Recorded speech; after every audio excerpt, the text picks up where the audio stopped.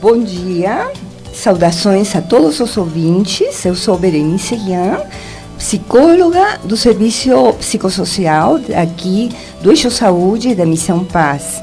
Nossos agradecimentos a Miguel Ahumada por este espaço, coordenador e comunicador da Rádio Web Migrantes. E também ao professor convidado, o professor Eduardo Rodrigues Rocha, do Centro de Investigações e Estudos sobre Cultura e Sociedade e docente da Universidade de Córdoba, Argentina. Estamos aqui também com o professor Linneo Kohatsu, psicólogo pesquisador do Laboratório de Estudos do Imaginário, do Instituto de Psicologia e o Instituto de Estudos Avançados, ambos da Universidade de São Paulo. Professor Eduardo, nos poderia contar brevemente sobre sua formação como sociólogo e o que levou você a estudar a migração? Bom dia, saudações a todos e todas. Disculpen mi dificultad para hablar portugués. Intentaré hablar portuñol, más español que portuñol.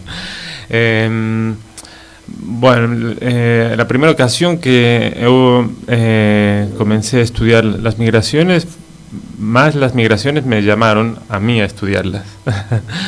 Porque yo era muy joven, en 2005 aproximadamente, tenía 23 años, yo vivía en el centro neurálgico de Buenos Aires.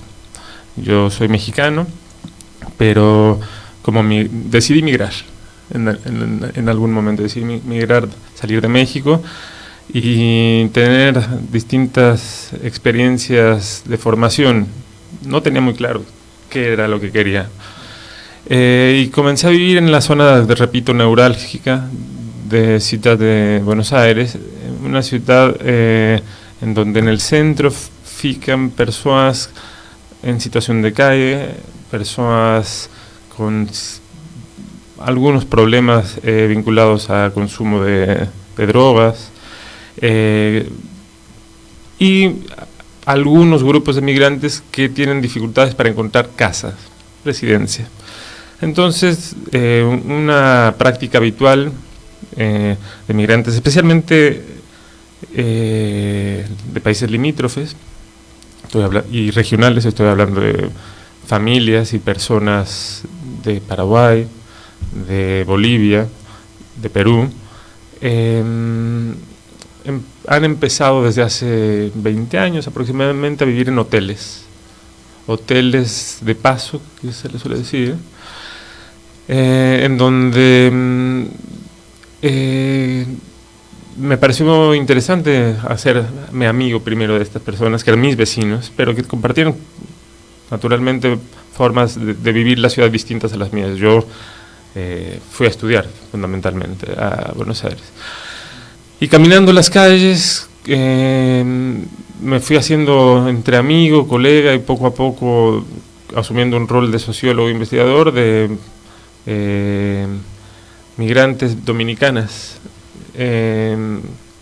que trabajaban en la calle y trabajaban en peluquerías, en su mayoría trabajadoras sexuales que trabajaban con peluqueras en estos barrios céntricos de la ciudad.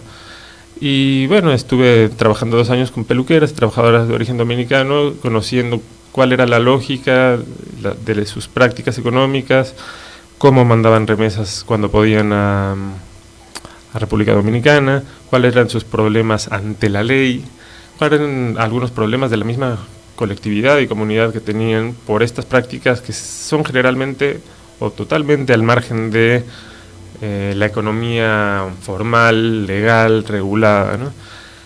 Ese fue mi primer como vínculo con los estudios migratorios y con la migración, más allá de mi propia experiencia migratoria.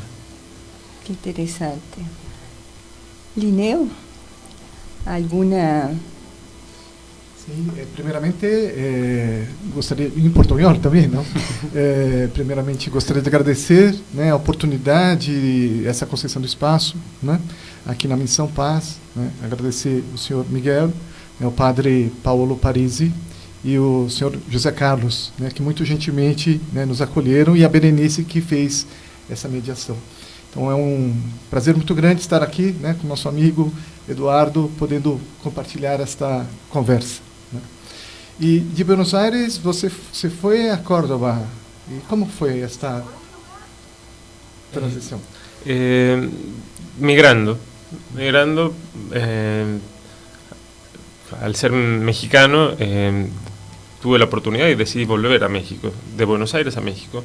Ah, sí. Sí. Una vez que, bueno, Berenice nos lo puede decir también, no sé qué te sucedió a ti, una vez que uno se va de su país, siempre está entre países, o por lo menos con la intención de estarse moviendo. Ya nunca uno no es de un lugar, ¿no? Y me pasó eso, yo estaba en Argentina y tenía la intención de moverme, y gustosamente pude volver a México. É interessante anotar o aspecto do retorno, não? Sim. O retorno sempre é uma realidade possível, bom, provável, não? Às vezes para os refugiados não é possível retornar, né? Mas é interessante, não? Como às vezes pinta uma saudade, não? E quando ainda não se estabeleceram laços, enfim, família, não? O retorno se faz mais... Tanto más así, que como a buena parte de personas que migran conforman hogares transnacionales. Yo conformé un hogar transnacional, como muchos de las personas que posiblemente están escuchando, o personas que están que están llegando o han llegado en los últimos años a Brasil, a Sao Paulo específicamente, forman hogares transnacionales. Yo formé un hogar transnacional y luego de haber decidido ir a México, de nuevo decidimos volver, pero ahora a Córdoba, por cuestiones familiares. Mi hija, mi esposa quería que mi hija creciera en Argentina. La Ciudad de México es una ciudad bastante ruda, fuerte, difícil de tener crianzas. Entonces decidimos ir a una ciudad de media escala y buscar trabajo ahí, buscar oportunidades ahí. Y es una ciudad mucho más amable, creo que también para los compañeros migrantes. Esto por algunas investigaciones, pero también por charlas que hemos tenido durante los últimos 10 años con referentes migrantes, líderes migrantes y amigos de distintas colectividades que constantemente están comparando la posibilidad de vivir o en la gran ciudad como Buenos Aires, o en ciudades de menor escala, o en ciudades turísticas también, o en pequeños pueblitos. Una ciudad como Córdoba tiene la posibilidad de brindar oportunidades laborales de gran urbe, y al mismo tiempo un descanso, un remanso, una amabilidad que no la tiene una ciudad grande y despersonalizada como puede ser Buenos Aires. Entendo. E em relação aos estudos que você vem fazendo, professor, que estudos dentro do campo da migração tem feito depois do estudo das trabalhadoras dominicanas? Primeramente estudios relacionados a la lógica de las prácticas económicas de los migrantes extrarregionales en Argentina. ¿Por qué? Porque la mayoría de los estudios durante los últimos 30 años realizados en Argentina se han concentrado en las formas en las que acceden al mercado de trabajo, a la vivienda, a la educación de las personas limítrofes y regionales. Naturalmente porque son las que más hay. Más, ha existido una vacancia de lo que contemporáneamente, hoy lo hablamos hace un segundito con Linneo, con Berenice, que en los últimos años, posiblemente 10 años, tal vez más, 15 años, otros fluxos, otras corrientes migratorias están eligiendo reproducir la lógica migrar sur-sur, eventualmente para ir al norte, posiblemente, o no, pero el paisaje urbano comenzó a dibujarse también con prácticas económicas de migrantes de África, de Asia, y me interesé por esas prácticas económicas de Asia y África. No soy el único, ni mucho menos, hay un pequeño grupo de investigadores, pesquisadores más jóvenes que decidió girar hacia esas investigaciones no tan estudiadas, investigaciones fundamentalmente en Buenos Aires y en la zona metropolitana de Buenos Aires, en Córdoba, pero también en Rosario, también en Mendoza, también en la zona sur de Argentina, donde hay una extensa producción vinculada al campo, y en la costa atlántica también. Y después de eso, bueno, también comenzamos y estamos intentando iniciar estudios vinculados a la educación, al acceso a la educación de los hijos de estas personas que han llegado en los últimos 15 años y que están intentando acompañar a sus hijos e hijas en sus experiencias escolares, ¿no? Muito interessante. Você trabalhando com estes trabalhadores, comerciantes de diferentes partes do mundo, você utiliza conceito de cosmopolitas subalternos, né? Poderia explicar este conceito a nossos ouvintes? Sí, es bastante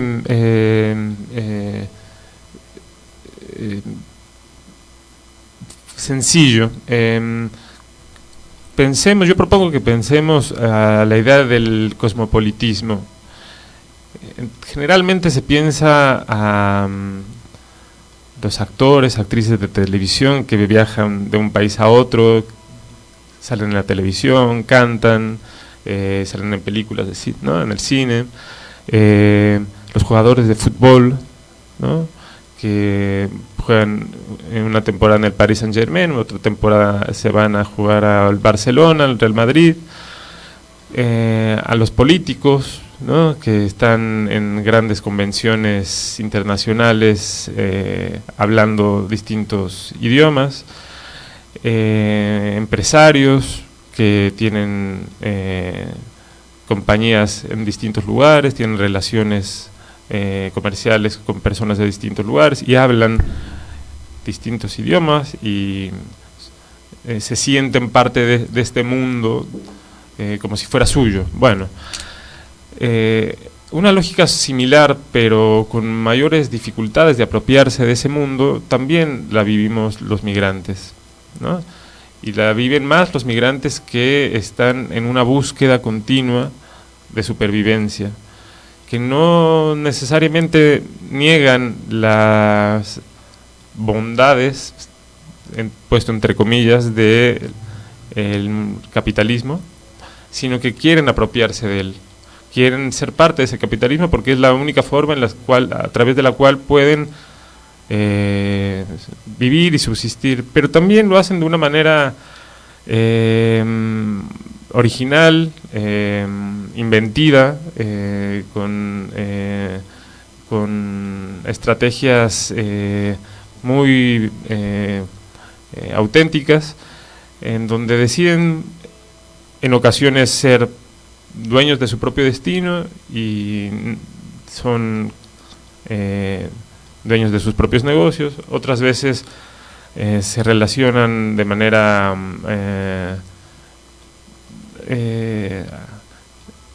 no tan directa, no tan fluida con sus colegas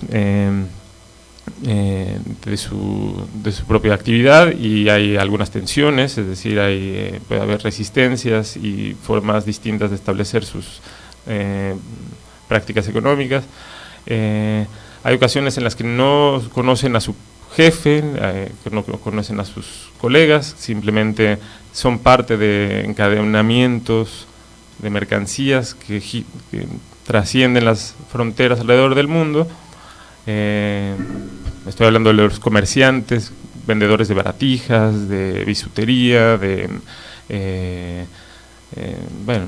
compran esas mercancías y le sacan un rédito a esas mercancías que no son de nadie necesariamente, no son producidas por alguien en específico, sino son parte de esa economía global, y a partir de su venta procuran sacar una ganancia, y eso es a lo que le llamo cosmopolitismo subalterno, a esa forma de habitar el mundo, de habitarlo problemáticamente, no fluidamente tal vez como lo hacen los cosmopolitas tradicionales, y tampoco como lo dicen otros intelectuales como Boaventura de Sousa Santos, que habla de cosmopolitismo como un movimiento social o una posibilidad de colectivismo y de oposicionamiento colectivo hacia el sistema. Esto no es una idea contra el sistema. No creo, por lo poco que puedo conocer yo, que sea un posicionamiento contrasistémico, sino es una manera de vivir el mundo contemporáneo, né? É muito interessante. Eu tenho escutado em várias oportunidades um juízo, um tanto isso, assim, uma crítica forte a estes pequenos empresários migrantes, não, populares, porque de alguma forma eles reproduzem o sistema, reproduzem também a dominação perante seus próprios conterrâneos, não? Uma expressão que eu já tenho ouvido várias vezes é que o pior explorador de um migrante é aquele da sua própria nacionalidade, não? Que o contrata como trabalhador, enfim, há muitos casos. E eu acho que é uma crítica também pejorativa de uma pessoa, de outro setor social, de outra realidade, que julga, não, a esta pessoa, não, que, como você disse, eles têm que ver a sobrevivência, não, em base à ausência de nichos econômicos estabelecidos para eles têm que sobreviver da forma que é possível, né? E uma coisa interessante para mim de apontar é que geralmente eles vêm de economias nos seus próprios países já muito fragilizadas, onde também não existia um trabalho, um sistema estabelecido de trabalho. Eles já faziam comércio ambulatório nos seus próprios países, porque essa era a única maneira, né? E falo de populações bem diversas. Falo, por exemplo, de peruanos, não, de angolanos, pensando na realidade brasileira, dos migrantes brasileiros, não? Eu gostaria de... aqui em Brasil, né, temos contato, sim, com a produção acadêmica de investigação argentina. Mas, Eduardo, estás em Córdoba desde 2019? ¿Sí? 15, en Córdoba. En Córdoba, sí. Sí. De 2015 hasta hoy, ¿cómo puede nos contar un poco un panorama de migración en Córdoba? Sí, de 15 hasta hoy, pasando por la pandemia. Bueno, Córdoba históricamente es un lugar al que han llegado flujos de Perú, Bolivia y Paraguay, ¿no? Desde mediados del siglo pasado. Y bueno, esos flujos son continuos, son permanentes, y a partir del 2015 me parece que no cambió en la estructura del flujo, fundamentalmente. Cambió la idea de gestión de esos flujos a partir de gestiones gubernamentales a nivel nacional por los dos distintos gobiernos que podemos decir que entre el 2016 al 2020 y del 2020 hasta la fecha comparten esta ventana temporal. En el gobierno de Mauricio Macri, del 2016, hubo un redireccionamiento en el discurso de cómo buscar ordenar los flujos migratorios, cuando sabemos que la migración no para nunca, ¿no? Entonces se buscó reordenar esos flujos a través de medidas y leyes y decretos que buscaban, en primer lugar, localizar a las personas que no estuvieran regularizadas en casas, refugios de personas no regulares. Hubo una resistencia muy grande de los movimientos sociales, de los movimientos de personas migrantes, de los académicos, de la oposición política en ese momento, y felizmente esos decretos no prosperaron, ¿no? Sí. Con el cambio de gobierno se volvió a respetar la idea y el espíritu de la Ley de Migraciones en Argentina, pero en ambos casos no estoy diciendo que no cambió la normativa, sino cambian los discursos, ¿no? Ahí el dilema, no sé qué piensan ustedes, es que los discursos políticos están en un nivel y en la práctica suceden otras cosas. La estructura de los flujos migratorios en Argentina no, y en Córdoba específicamente, no han cambiado fundamentalmente. Los tradicionales, más sí lo que le comentaba a Berenice, han cambiado algunos de los flujos no tradicionales, que son los flujos migratorios de personas que viajan bajo la lógica sur-sur. Pero viene la pandemia, y en la pandemia se trastocó la posibilidad y el acceso a la regularización migratoria y a la residencia de buena parte de estas personas que migraban de países de Asia y de África. Y después también hay que considerar los tal vez 8 años de crisis económica muy grande y de devaluación constante del peso, que es muy importante para las personas migrantes, porque uno de los componentes fundamentales del proyecto migratorio es el envío de remesas. Y si las remesas no son significativas para las personas que se quedaron en origen, los migrantes necesariamente van a buscar un lugar para el cual seguir mandando sus remesas. Y Argentina se ha vuelto un país muy hostil para eso. Entonces, lo que quiero decir es, hay una ley migratoria tal vez la más progresista del mundo, donde lo primero que nos dice es, ustedes, migrantes, tienen las garantías y los derechos universales garantizables a partir de nuestra propia gestión de la ciudadanía, pero en la práctica esos derechos no necesariamente se cumplen al pie de la letra, y al mismo tiempo hay una estructura económica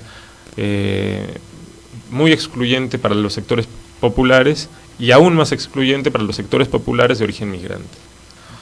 Entonces persisten las dificultades para acceder a empleos de calidad, ¿no?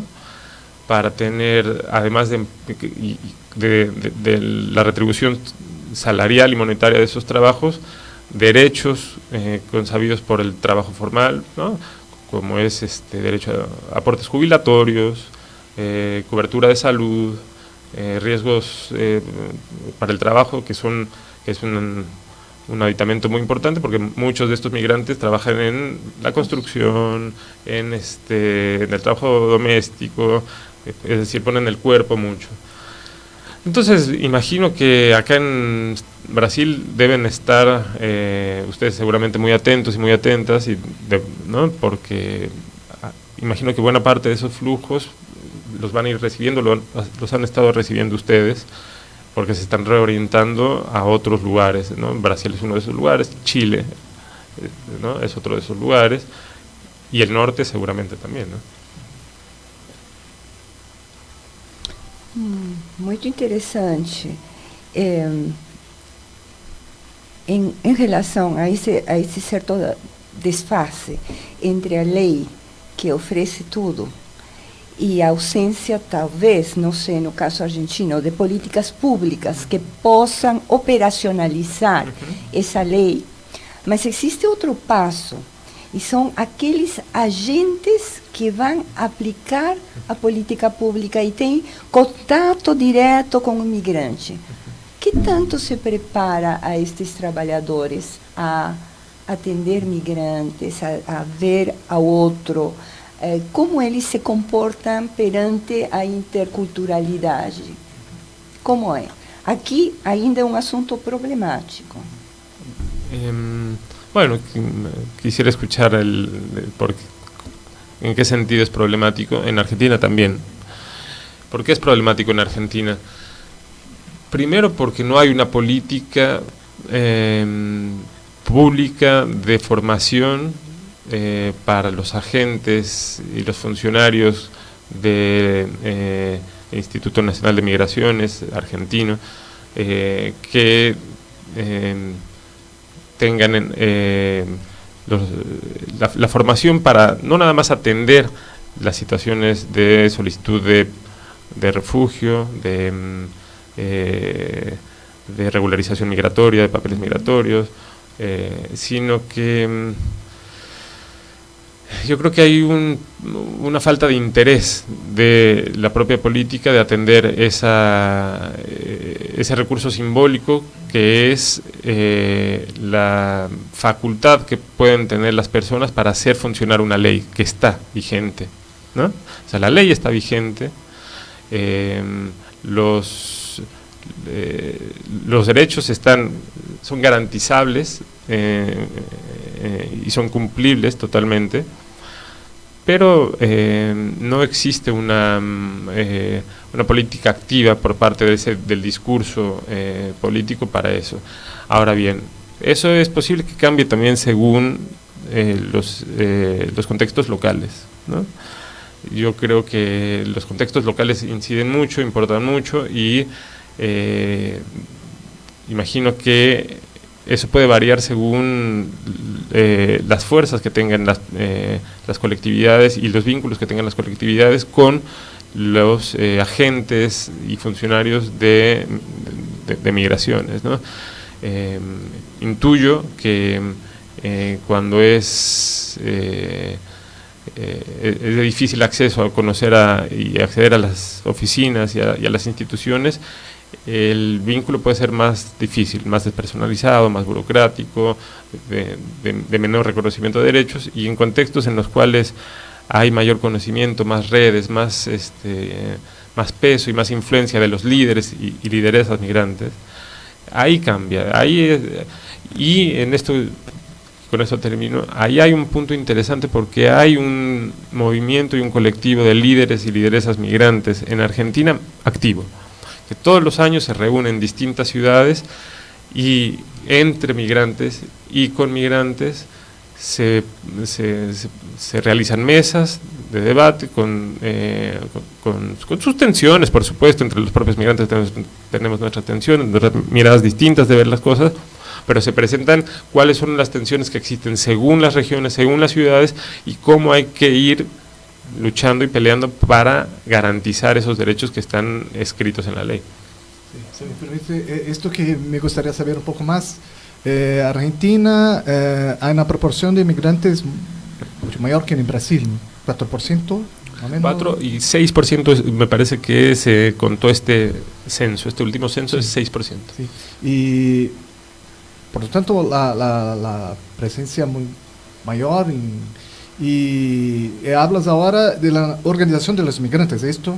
¿Sí? Porque aquí en São Paulo, principalmente en São Paulo, ¿no? Tenemos colectivos, organizaciones muy importantes que presionan, ¿no? Berenice, no sé cuál es su opinión, ¿no? Una presencia política importante. Y si puede hablar un poquito más, así, si no solamente en la Argentina, si los colectivos, organizaciones, movimientos, por ejemplo, en Córdoba u otros que conocen, ¿cuál grupos? Si son grupos por nacionalidad, por ejemplo, el movimiento de los migrantes bolivianos, peruanos, hoy son mezclados. Me gustaría saber un poco más. Posso agregar ou acrescentar alguma coisa? Em relação às dificuldades, não?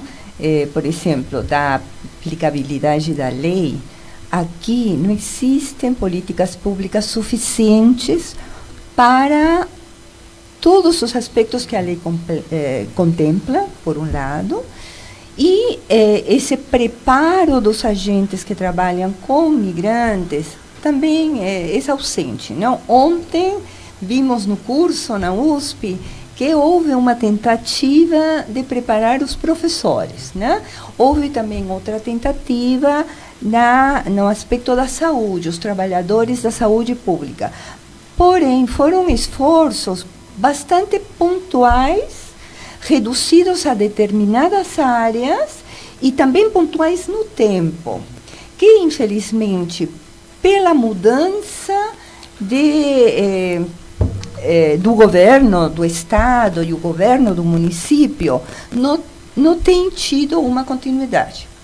E em relação à organização dos migrantes, eu acho que ainda deixa muito a desejar, porque a organização dos migrantes está apontalada, está apoiada pelas organizações não governamentais da sociedade civil, né?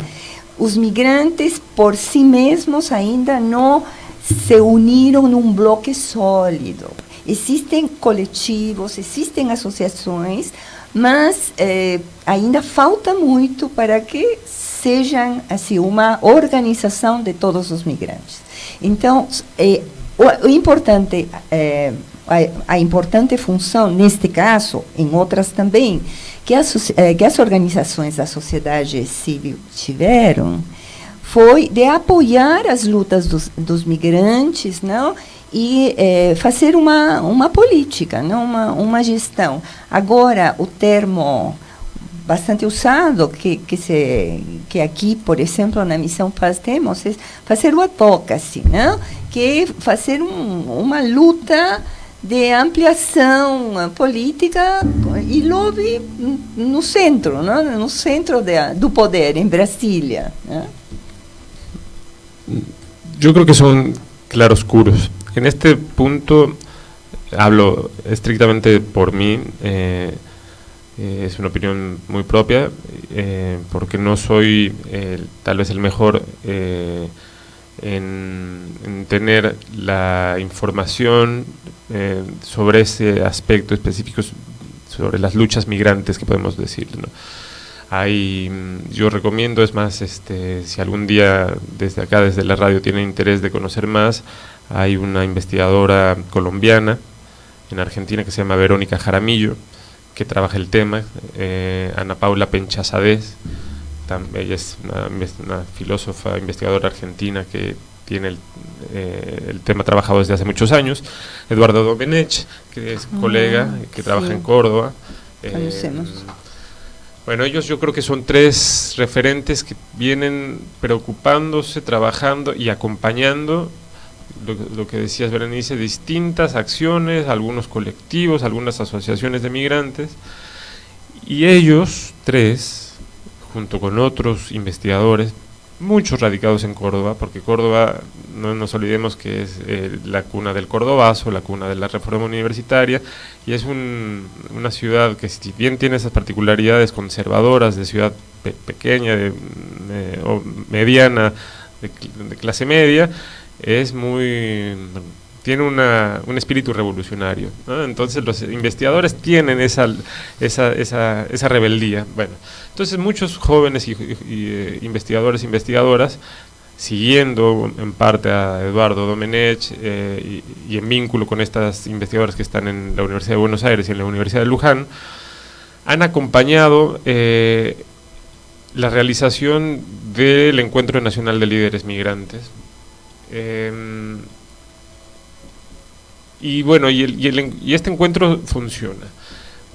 Pero cuando yo hablo desde mi lugar, yo pienso que los claroscuros se presentan porque los líderes migrantes son aquellos líderes generalmente mayores, que tienen muchos años ya viviendo, gente a veces de 60, 70 y 80 años de edad, que tienen bastante experiencia, que son referentes, ¿no? Que son personas notables, por decirlo de alguna forma, que tienen un recorrido muy importante, que ya han decidido afincarse en Argentina y que mueven sus recursos, sus hilos para agrupar a personas que llegan recientemente, que tienen las problemáticas más a flor de piel, pero que no necesariamente se quedan y se afincan en la ciudad en la cual empezaron el vínculo, o en Argentina. Entonces ahí está la paradoja, porque está la intención de estos líderes migrantes, la lucha, el esfuerzo de estos líderes migrantes por activar medidas de fuerza colectiva, la necesidad de las personas que recién llegan, que tienen las necesidades más a flor de piel, y la pérdida al mismo tiempo de fuerza y de potencia, porque se diluye las necesidades en la medida en que las personas van moviéndose. Pero eso es parte de la lógica del migrante, y sobre todo el migrante contemporáneo, y sobre todo el migrante de este cosmopolita subalterno, que es aún más móvil que el migrante de hace 10, 20 y 30 años. Entonces ahí hay una tensión y una paradoja entre la posibilidad de fuerza de estos líderes migrantes, los sectores académicos, que son los que acompañan en términos generales a los grupos migrantes, no la sociedad civil, no los políticos, sino generalmente son los académicos y las académicas, que también ese es otro punto que lo podemos ver, que hay que mirarlo también muy críticamente, cómo es que nos vinculamos a los compañeros y compañeras migrantes. Y bueno, entonces hay claroscuros, cosas interesantes, cosas muy progresivas de ampliación de derechos, y algunos aspectos que no se ha avanzado necesariamente. Y después tensiones. Una tensión muy clara puede ser el derecho al voto, ¿no? El derecho al voto, que para muchos migrantes es el estandarte del reconocimiento de la ciudadanía transnacional, por ejemplo, sobre todo para aquellos líderes que tienen esa conciencia política, y hay muchos esfuerzos por esa concientización y por esa lucha, y muchos de estos migrantes nuevos en ocasiones no quieren saber qué es lo que nada con el país que dejaron atrás. Muchos estamos enojados con el país que dejamos atrás, resentidos, o no están nuestras prioridades. Nuestra prioridad muchas veces, o la prioridad de los migrantes, es sobrevivir. Entonces hay muchos desgastes en metas y en objetivos entre las cúpulas de los movimientos migrantes y las bases, ¿no? Pero eso pasa en cualquier movimiento, ¿no? En cualquier organización social. Lo que sí es que es un campo muy interesante, muy activo, que existe en Argentina, que va a trascender a los líderes viejos que van a dejar su lugar, va a trascender a los académicos que los han acompañado, y que está vivo el movimiento migrante. Que bueno. Eu acho que no caso da organização dos migrantes na Argentina, me parece que também essa luta política tem a ver muito com a organização das esquerdas na Argentina, que estão bem mais organizadas do que, por exemplo, nossas esquerdas aqui no Brasil. Eu acho que tem a organização política no geral, não vamos a colocar o qualificativo de esquerda, é uma organização política de uma tradição maior que no Brasil. Me dá essa impressão, por um lado. Por outro lado, algo que eu percebo claramente, como é importante o momento histórico, não? Estamos em outro momento histórico da migração, né?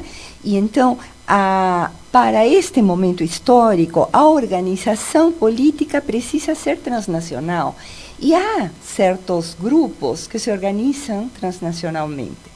Estou lembrando o caso dos otalabanos, que são um grupo étnico equatoriano que eles se organizam transnacionalmente. Eles estão muito informados do que estão fazendo, o grupo que está na Espanha, na Itália, e enfim, e aqui também são bastante fortes. Eles este ano se apresentaram para o Conselho Municipal de Imigrantes. Infelizmente, eles não foram eleitos, né?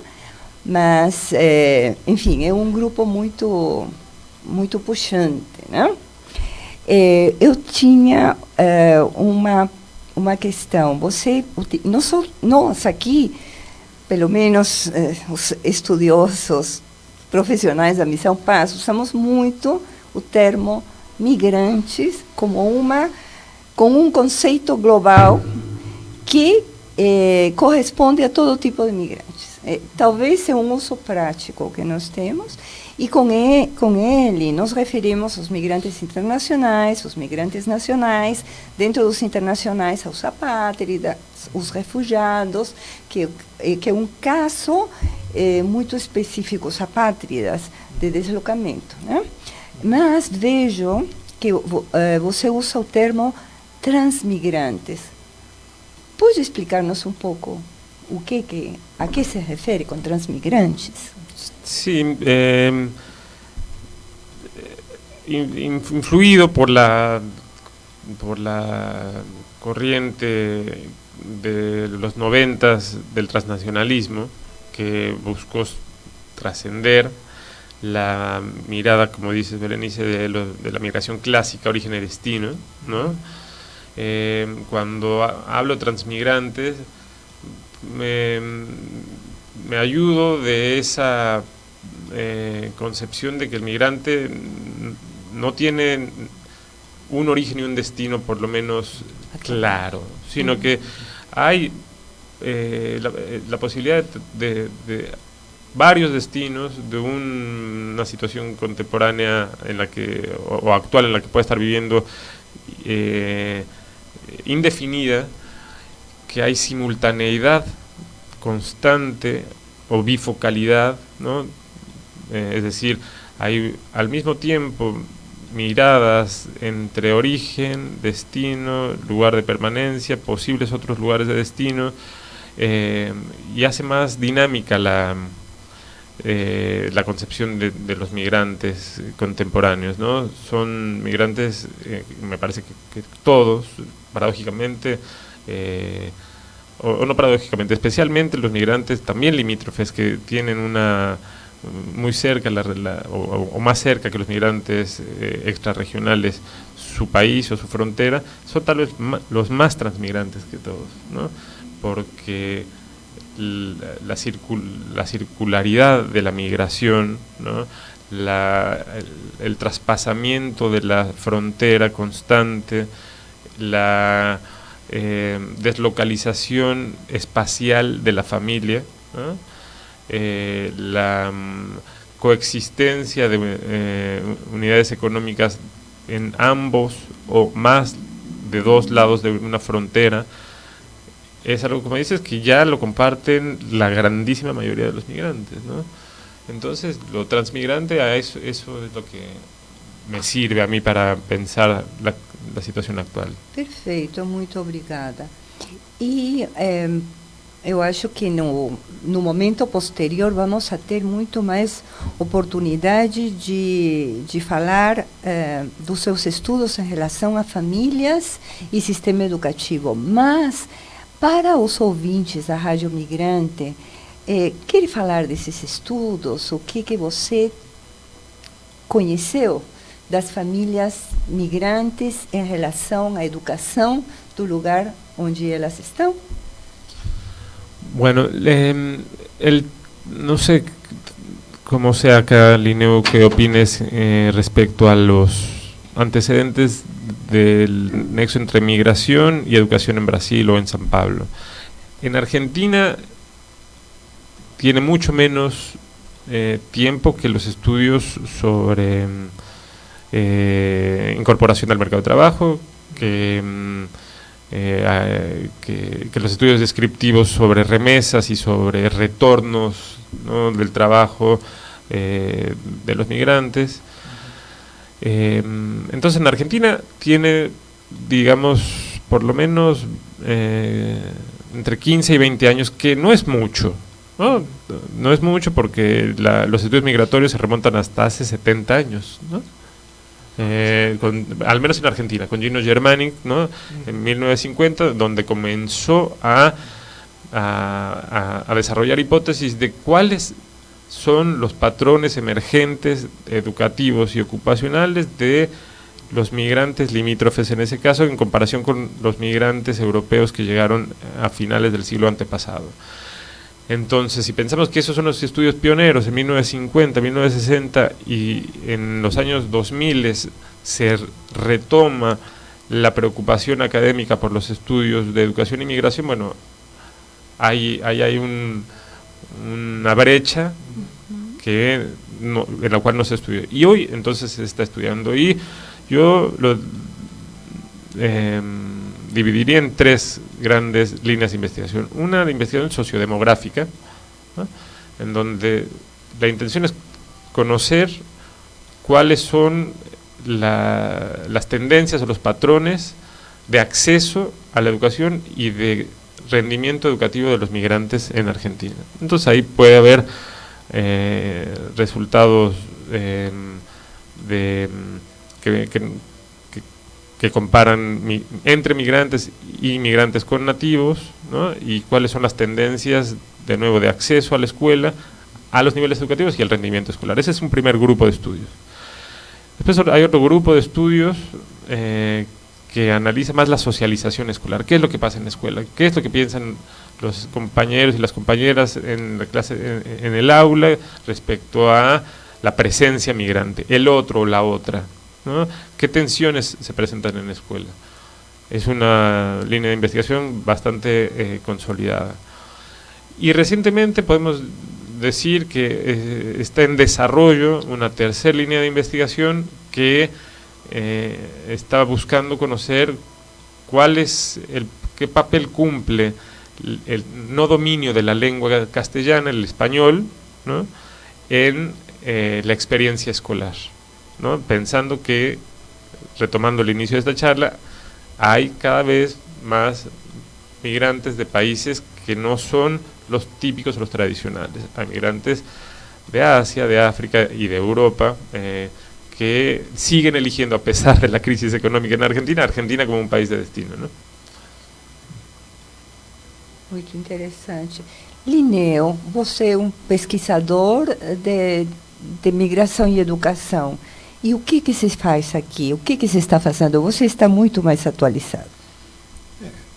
Acho que valeria a pena falar não somente da parte acadêmica tal, mas eu penso que um espaço muito importante que constituímos, sim, desde o ano passado, o Fórum de Educação para Migrantes Internacionais, sim, no ano passado com diretores, professores, coordenadores das escolas públicas, principalmente as instituições, não? Como Missão Paz e outras, com pessoas de grupos de migrantes, e um fórum que se constituiu como para pensar as políticas públicas em educação. Eu penso que este é um espaço importante desde o ano passado. Pero, se me permite, Berenice, porque há muitos pontos, muitos temas interessantes para falarmos, que para todos os lados, não?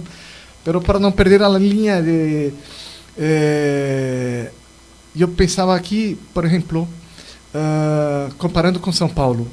São Paulo é uma cidade muito grande, pero con barrios, yo veo São Paulo como una ciudad muy segregada, con barrios con alta calidad de vida, tal, y barrios más pobres, empobrecidos.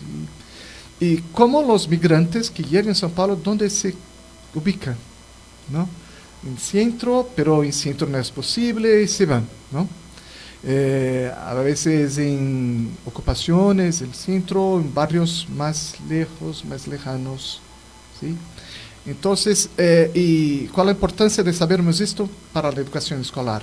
Porque si una familia tiene que mudar, cambiar de casa, porque no puede pagar alquiler y tal, si está aquí, otro día está lá, por trabajo y tal, los chicos también se van cambiando de la escuela. Yo pienso que esto puede ser un problema, ¿no? Yo conozco poco a Córdoba. No sé Córdoba si es una ciudad más acogedora o si pasa también un proceso de especulación inmobiliaria, gentrificación, ¿me entiende? ¿Sí? Y cómo los migrantes de todos los lugares, nacionalidades, cómo es ese proceso de ubicarse, si hay cambios, impermanencias, si los chicos o los hijos se pueden quedar más tiempo en las escuelas o tienen que cambiar a todo momento. No sé si un poco de portuñol y tal, si puede entenderme. Sí, perfectamente. Es diverso.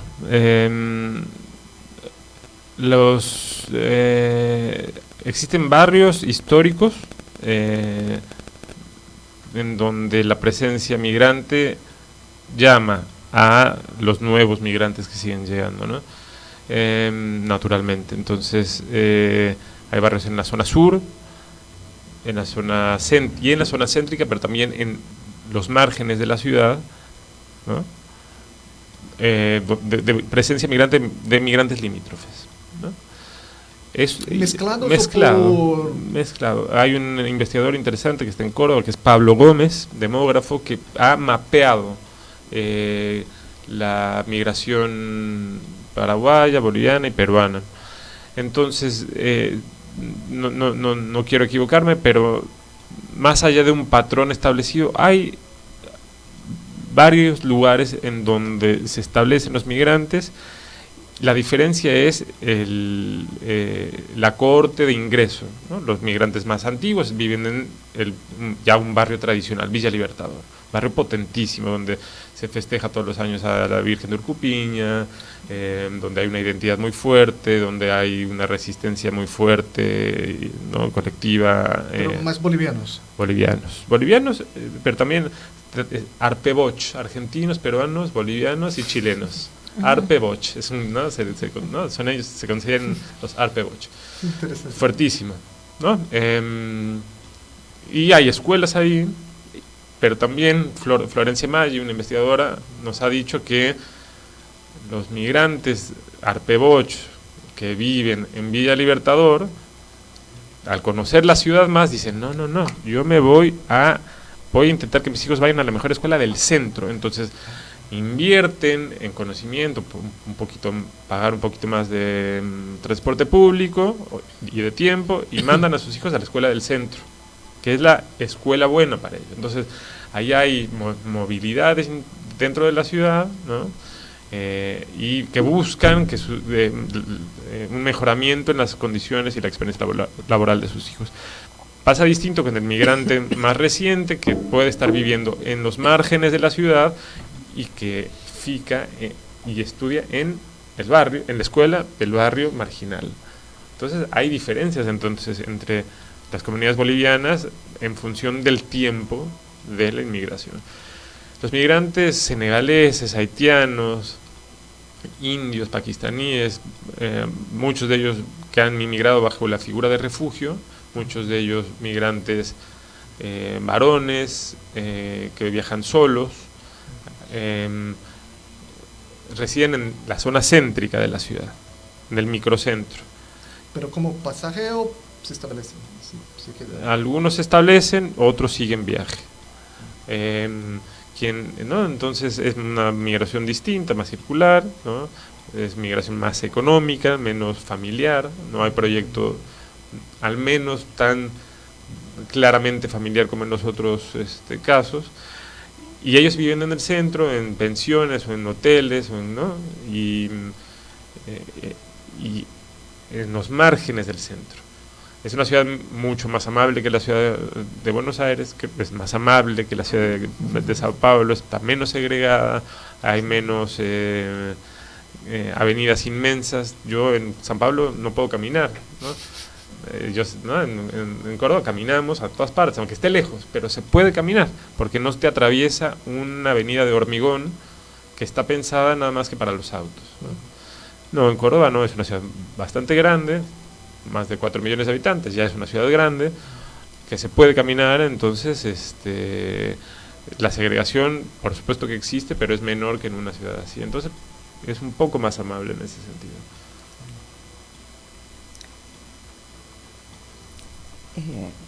Passaríamos um tempo enorme conversando, mas é necessário finalizar. Não sei se possa ser respondido rapidamente, não? Mas você já falou anteriormente que você acha que para esta migração contemporânea, fortemente econômica, principalmente, para os fluxos grandes, é importante as leis, não? Eles observam. Você tem experiência de que em casos os migrantes não têm em conta muito isto, as leis do país para as leis migratórias, né? Sabemos, não, como você já falou, que a Argentina tem umas excelentes leis migratórias, algumas um tanto formais, não, no papel ainda. As pessoas, os migrantes pesquisados por vocês, todos tinham em conta isso? En su mayoría sí, hay algunos migrantes que no sabían dónde estaba Argentina, que llegaron a Argentina porque un vecino les comentó que Argentina existía en el mapa. Así yo me encontraba algunos casos, y el shock ha sido fuerte, migrantes pakistaníes, ¿no? Pero en su gran mayoría me parece que saben que Argentina es un país amable para la migración. Históricamente ha sido un país que se ha formado con migración, o a través de la migración, más bien dicho. Así que creo que sí está en el proyecto migratorio esa conciencia, esa noción de que no se solicita visa para ingresar al país, ¿no? Que uno puede ingresar de manera libre, ya una vez ingresado entra el periplo de la regularización, que sí es totalmente distinto a lo que dice la ley. Las trabas institucionales, los costos discrecionales, los tiempos indescifrables para la regularización, eso sí, ahí cambia totalmente la misma percepción que tenían los migrantes antes. Entonces, yo creo que es algo que solo el tiempo y cómo a cada uno le vaya yendo en su proceso de radicación,